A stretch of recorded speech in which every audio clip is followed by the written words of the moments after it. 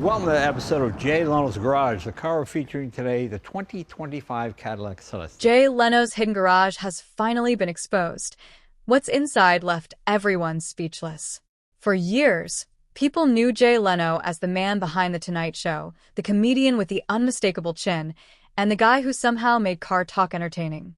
But behind that familiar public image was another Jay Leno. A man who could walk past $1 million automobile and become more excited about an obscure machine nobody else had heard of. And once you understand where that obsession came from, his enormous garage stops looking like a celebrity collection and starts looking like the story of his entire life. Jay Leno was born James Douglas Muir Leno on April 28, 1950, in New Rochelle, New York. He grew up in Andover, Massachusetts, in a family that was far removed from Hollywood glamour. His father worked in insurance, his mother was a homemaker, and young Jay developed something that would follow him for the rest of his life: an almost stubborn work ethic. He eventually studied at Emerson College, where he started a comedy club. But long before millions knew his name, Leno was simply a guy willing to work when other people went home. That matters, because Leno never really separated work from curiosity. Even after becoming one of television's biggest stars, he continued performing stand-up. And while the money and fame grew, another obsession quietly grew alongside them: automobiles. His collection didn't begin as some carefully designed monument to wealth. It grew because Leno genuinely loved machines. He wasn't interested only in the cars everybody recognized. He wanted the strange ones, the forgotten ones, the vehicles that represented a piece of engineering history. And that is where his famous Burbank garage becomes fascinating. From the outside, it can look almost ordinary, tucked into a business area near the Burbank airport. But walk inside, and the impression changes completely. Reports have described a collection of roughly 200 vehicles, including automobiles and motorcycles, with machines ranging from famous classics to bizarre mechanical experiments. There are vintage cars that look like rolling pieces of art. There are motorcycles that seem almost impossible by modern standards. Among the motorcycles is a 1922 Meggola, whose unusual 5-cylinder radial engine is mounted directly around the front wheel. There is also a Y2K motorcycle powered by a helicopter engine, a machine capable of terrifying speeds. But here's the part people often miss. Leno doesn't seem fascinated by these machines simply because they're expensive. He is fascinated because they tell stories. Take the Brough Superior motorcycles.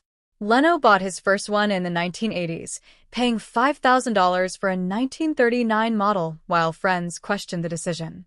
Today, that choice looks very different. He eventually developed what has been described as one of the world's most extensive Brough Superior collections. That tells you something about him. Leno has always seemed willing to appreciate something before everyone else decides it is valuable.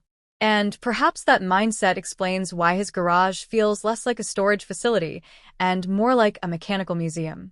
Every machine has a reason for being there. Some were rescued. Some were restored. Some were rare when Leno found them. Others were simply weird enough to capture his attention. He knows their histories, their engines, their quirks, and often the stories of the people who owned them before him. Then, in November 2022, the garage became the setting for a much darker chapter. Leno was working on a 1907 white steam car when gasoline erupted from a clogged fuel line and ignited. His face caught fire. He suffered serious burns and was hospitalized, but remarkably, he eventually returned to performing. That incident changes the way you look at the garage. For someone else, these machines might be trophies. For Leno, they can be dangerous, complicated, stubborn pieces of history that still demand attention. And maybe that's why he keeps going back. Because beneath the celebrity, the television career, and the enormous collection is the same person who seems to enjoy figuring out how something works.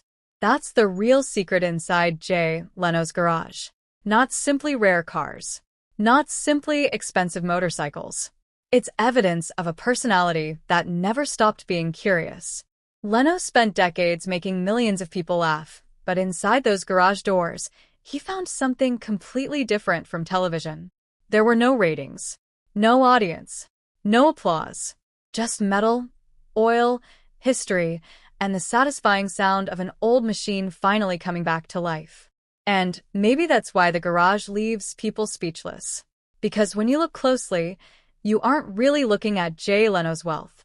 You're looking at his memory. Every vehicle represents a fascination that survived fame.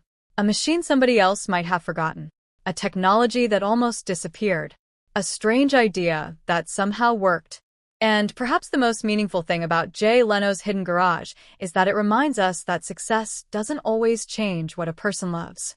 Sometimes, it simply gives them the freedom to love it on a much bigger scale.